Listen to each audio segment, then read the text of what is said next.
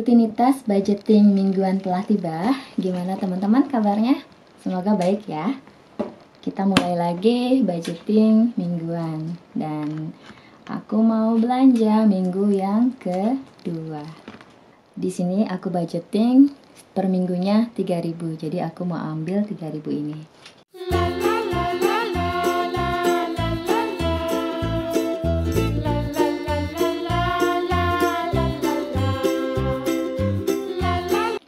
Oke, aku jalan dulu untuk belanja.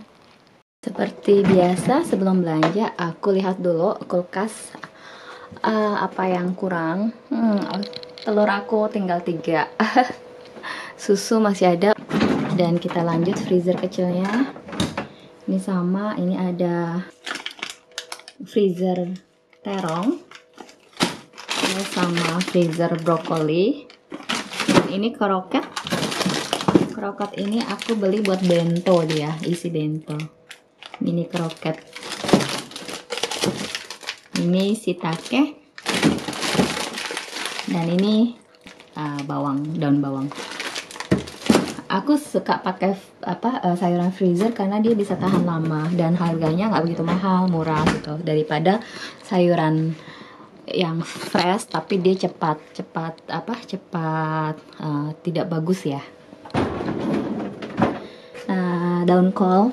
Oke, berarti kita belanja sayuran. Sekarang aku mau lihat freezer besarnya. Aku masih ada tepung panir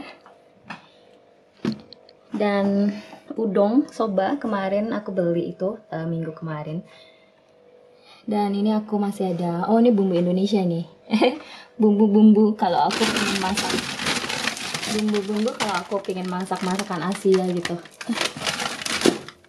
Ini slice shiitake, negi sama inggang apa ya, buncis. Terus masih ada ikan dan ayam. Ayamnya juga banyak, kemarin 2 kilo aku beli. Tuh masih banyak ayamnya, 2 kilo. Ini aku nggak sempat bikin nih. Ini buah kesemek ini. Ini aku pengen bikin bikin jam, cuma nggak sempat, kerjaan aku makin sibuk aja gitu. Jadi kalau pulang sore banget, udah nggak sempet bikinan yang ekstra. Tepat bumbunya masih lumayan ya. Ininya juga masih ada ini kayak terigu juga masih ada. Bumbu-bumbu masih komplit ya. Cornflakesnya juga masih ada ya. Kita beli pakai poin. Alhamdulillah poinnya juga semakin kita pakai kartunya semakin dia tambah terus gitu loh. Pizza ya masih lumayan ya, masih banyak. Di sini tuh ada bunga nih. Bunga warnanya putih. Dia kayak sakura gitu, tapi ini bukan sakura. Nggak kelihatan ya? Iya, oh nggak kelihatan karena putih. Iya.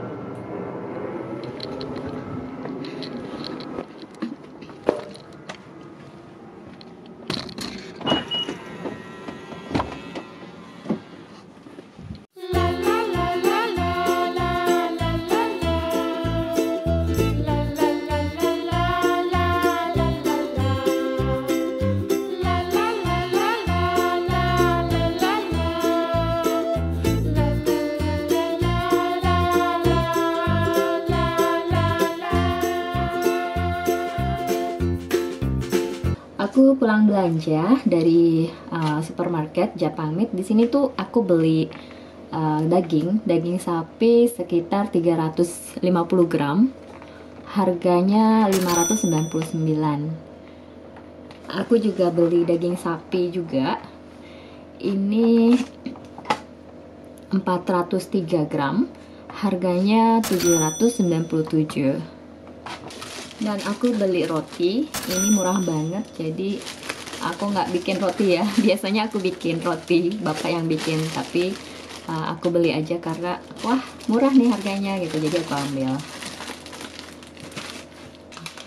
Sama aku beli natto, tiga, maksudnya satu pak ini isi 3.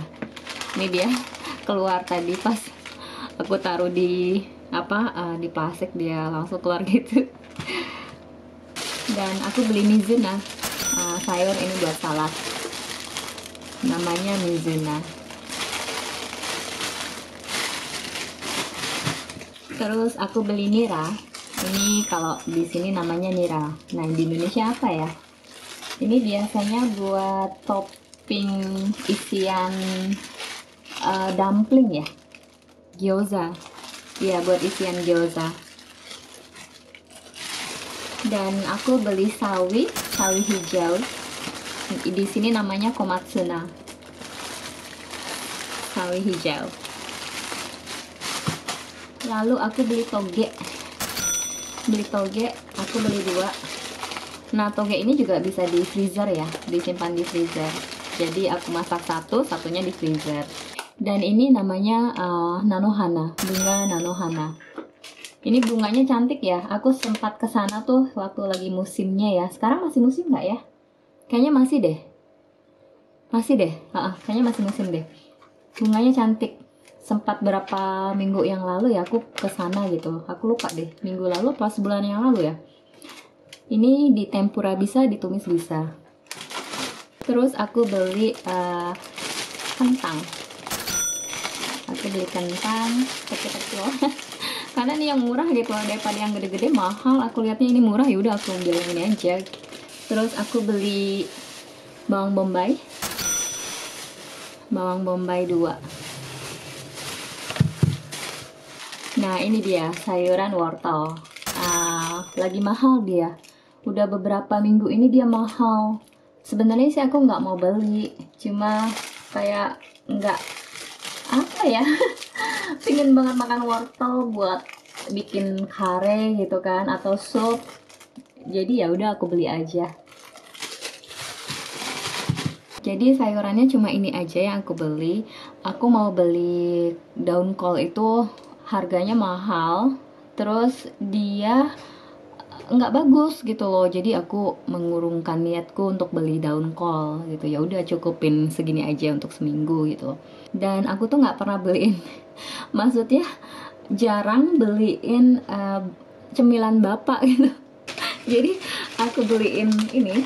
Nah, dia kan senang banget nih camilan-camilan kayak gini. Aku larang karena dia tuh punya ginjalnya tuh nggak bagus. Jadi kalau nggak diperhatikan makanannya, kesehatannya itu makin drop gitu. Nah, aku ngerinya kalau dia udah sampai cuci darah tuh kasihan kan. Iya, 2 hari sekali harus dibolongin itu tangannya untuk cuci darah, kan kasihan banget gitu ya. Jadi aku mencoba untuk hati-hati dalam memberikan beliau asupan makanan. Total belanja minggu kedua, tadi aku belanja ke Japamit ya, itu sekitar 2.697. Terus karena di sana kolnya nggak bagus, aku lari ke supermarket Belex. Itu masih satu jalur pulang. Nah, itu ternyata di sana juga kolnya nggak bagus gitu. Jadi ya udah nggak usah beli gitu. Dan bapak cuma minta ini aja, osembe cemilannya, yaitu 214. Jadi kalau dijumlahin 2.911. Ini dikurang 3.000, masih ada sisa 87 yen. Lumayan.